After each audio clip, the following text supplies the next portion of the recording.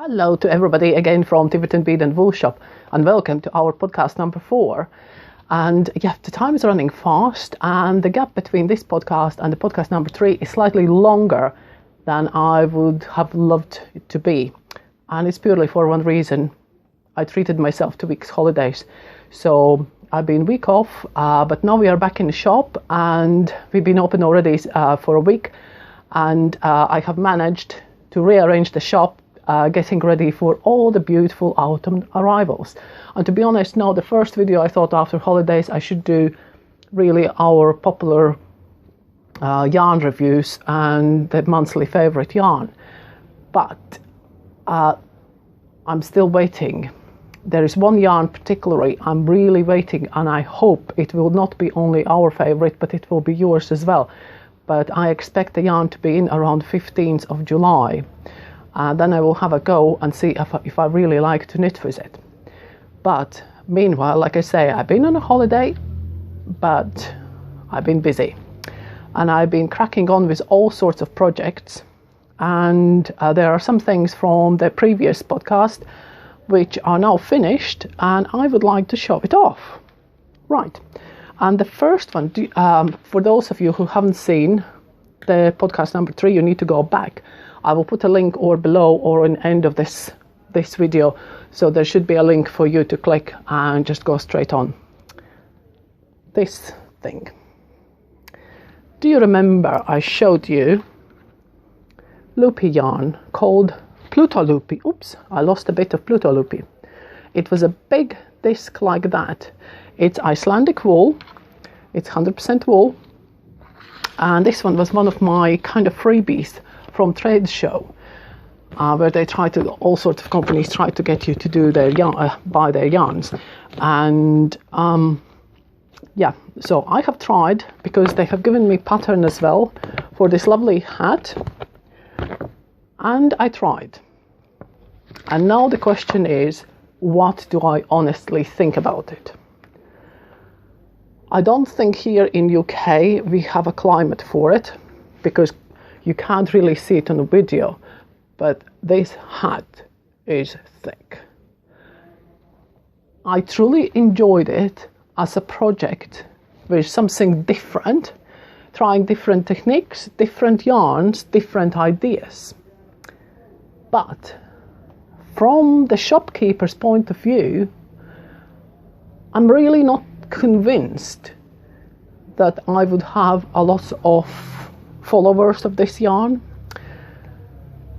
The first reason is, and the pattern will tell you, once you get your big, this one was like a huge yarn cake. It says to you to unwind the yarn cake into 3 balls using the strand from inside and outside. So you end up with 4 separate, you have the original cake and then 3 30-gram balls of double strand. And then you use various sizes of needles to create that kind of, can you see how thick it is there? Then it goes thinner, thinner, thinner, thinner, thinner. And this one, I know it looks very funny. It's like a tea cozy, funny tea cozy with the chimney. But it's a hat, and there you're supposed to put your ponytail through. But it actually does wear quite nicely, and I'm not putting it on today, I will ruin my hair. You can't do that on a video, can you? So it looks quite nice if the hat kind of has that pulled in. And the idea is that you start knitting using 8 strands of the yarn. But as in the previous video I showed you the yarn, and that is how it should be. That apparently is traditional. The yarn is really, really fragile. See? I'm just gently teasing it, and it falls apart. And apparently you just stick the yarn together, roll it, and continue knitting. And I must admit that a few times when I lost my strand, I have joined it back without any problems. But like I say, if it's a one novelty project, I don't mind. But I think I am quite, even though patience is not my middle name, with knitting I can be quite patient and careful. But this one, when I started with 8 strands, was driving me nuts. Because even though I used the yarn ball for the little balls, but now because you have so many strands coming, and every time when you pull, you see, and if one ball gets slightly stuck, you lose the strands. So I was constantly losing strands. And I'm saying I'm careful. If I would offer this yarn to any of my kind of more vigorous customers, I think they would come back and throw this yarn at me. But in the same way, I did enjoy it. I did enjoy making this hat. And the idea is, like I say, you start with 8 strands on 10mm needles. I need to go back and look at it because I finished it like 10 days ago and I already forgot what it is. So you start with 10mm needles and 8 strands. Then you go to 8mm needles and 6 strands. Then it's 6mm needles and 4 strands, and so on. And then just on the end, there is a little bit of decrease. The interesting thing on this project was that the decreases, that shape is formed just by reducing thickness of yarn and thickness of needles. So that was quite challenging and interesting. But like I say, I wouldn't, and the wool is quite, I would call it coarse. It's not, it looks really nice and soft, but let's say if outside is minus 15 degrees Celsius, everything is frozen solid and the snow is falling, this hat would be lovely. But in this climate, in this part of the world, I can't see much use of it. But it's quite enjoyable. So if you want to try, by all means, have a go and see, and do comment below actually what you think if you have tried it. Do you enjoy it? Do you like it? Does it drive you a little bit scattery when the yarn breaks? Yeah, so there. So that's one of the projects covered. And then we go to the next one. Which one we do next? Oh, let's do this one. This one, if you follow us on Instagram, you have seen this shawl in much more kind of primitive state. But what I'm doing, even though the summer is nearly finished, because I quite like the drapiness and thickness of the yarn. And this one is kind of stripy object shawl, which I'm using the pattern from our pick and mix shawl, just using a Rowan Denim Revive. And I think the colors, and I wanted to use all the blues in the range, so it comes like and goes darker. But now I'm nearly on the edge, so I need to decide. I was thinking, how do I call this shawl? Because it is kind of revived waves on those lines, maybe. So I think I quite enjoy this one. Again, because it's something totally different, it is nice and kind of heavy cotton. It is recycled cotton, so you can again, you can just go on our channel and there's all sorts of videos. I think this one was our June favorite. And yeah, I do enjoy knitting with this. And like I say, the drape is really nice. It's quite heavy. So I think this one could be, even though I say summer yarn, this one will sort us out here up till like first frost. So that's another project which is having kind of, it's on the finishing lines. It's just kind of a few hours work. It's like they do, it's like builders. They always say it's only an hour's work, and 3 weeks later, still there. So that's about hand knitting. So now we move on hand and machine knitting combo. I've been watching some of the videos and I always felt like, you know, there is a little bit of yarn snob in me, and I always think that the hand knitting is always far more superior. But I think the hand knitting is far more superior when you can do something different. If you just need to do a piece in stockinette stitch, why on earth would you struggle? Doing a square piece in stockinette stitch drives me scatty.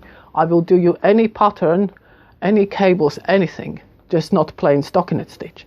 And that's why I figured out, I will show you the pattern first. It's again from Rowan City Style collection. It's the little booklet which we give out free with the yarn, otherwise it's £2.50. And there is the jumper. Quite nice off-shoulder number. And the color I have chosen is one of those which I think goes very well with the new incoming season's colors, which is this kind of, how would you call this color? Now that's more true color. It's kind of pale pinky with a nice kind of grey overshade. And this jumper is constructed from 4 pieces, and then the yoke is done on the round. I can knit stockinette on the rounds. I called it that. I call my subtitle project. So I can watch programs with subtitles. But you can see there is the sleeve, right? There is the back, front, another sleeve, and then they are all joined on the round. Does that make better look? Yeah. It took me some time to work out the tension on the machine, and I cheated. And I knitted the pieces up to the armpits on the machine, so I ended up with 4 machine knitted pieces. And now I'm finishing it. I'm knitting the yoke by hand. So, and I think, this one obviously is not blocked or washed or anything, so it's kind of very still raw on the needles thing. But I think I have achieved quite good transformation from the machine knit to the hand knit. Yes, you can see the difference, but I think the transformation is gentle enough for it to be acceptable. The other thing which I thought, like, if it would be my jumper, because this one is sample for the shop, so, and I'm trying to do as per book, so if you do purchase the yarn and the book, so you know what you will get. But if it would be my jumper, I have possibly maybe put some rows in a garter stitch so that the division between the machine knitting and the hand knitting is more visual. You know, you create some kind of border or something like that, or just any pattern which would kind of break the lines, and then it would be upset. It seems like I've been kicked out of the system. But anyway, yeah, so the time it has taken me actually to knit the yoke is uncomparable with the time. I mean, I sat down one evening and I have done like the back and the front in like hour, 2 hours, and the sleeves same. The sleeves were a bit longer because there is a little bit of increase on the sleeves, yeah. So this one is kind of my little cheat project, which is coming up for the autumn. Well, the other thing, this young lady next to me. So now we're going into the machine knitting. So this young lady has the beautiful poncho. And again, if you go on our Instagram feed, you will find there is a picture of me wearing it. I think this size looks better on me than on this young lady, which is size 6. But it's done on the machine. It's just a long rectangle and then stitched up there on the side and a little bit of tassels. And it really works really nicely, and it uses 2 balls of Rico Creative Print Dégradé. So I use this one. This is the color. And now the next one, I would like to do this one. There is a little bit of thought in it, because this one is quite, like I say, it is for a quite tall person, and it is quite large poncho. So if I want to reduce the size, I need to think which color I will get rid of because of the color changes. So here I'm missing a little bit of purple. So there is plenty of yarn in a ball, and yeah, so here I don't want to get rid of the green. I think I will need to sacrifice the purple. See what I mean? Because I need to take off, let's say, this much, because otherwise just the garment becomes too big. So what else I have done in all this time. The other things I have done: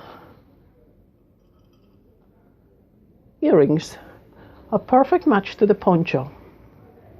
How about that?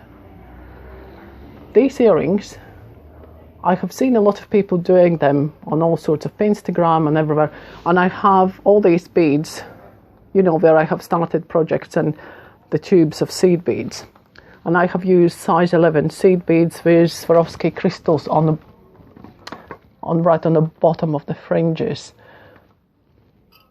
And yeah, I have gone a bit wild, as you can see here. So I have done all sorts of versions for all sorts of occasions. And what I will try to do as well, I will try to put some description tutorial how to do them, because they are so quick and easy. If you are a beader, you don't need my tutorial, just a little bit of imagination. Oh yeah, and see, I'm wearing my gold and black ones. I think they are quite cool, aren't they? Yeah, so these ones are available in the shop, not online yet, but if you would like some, just email through the website and we can sort you out, or just make yourself. Like I say, all you need is size 11 seed beads and on little crystals and the fixings. So yeah, that's just about it at the moment. Yeah, so that's it for today, and thank you very much for watching our podcast. I hope you like it, you enjoy them, and you would like to see more. So please subscribe to our channel. So we would like to welcome all our subscribers, and yeah, comment below what you think about yarns. Have you tried them? Have you made something else with them? And you can find all the yarns on our website, which is www.beadandwoolshop.co.uk, as well as you will find us on Instagram, on Facebook, and on Twitter. So thank you, and I will see you all soon.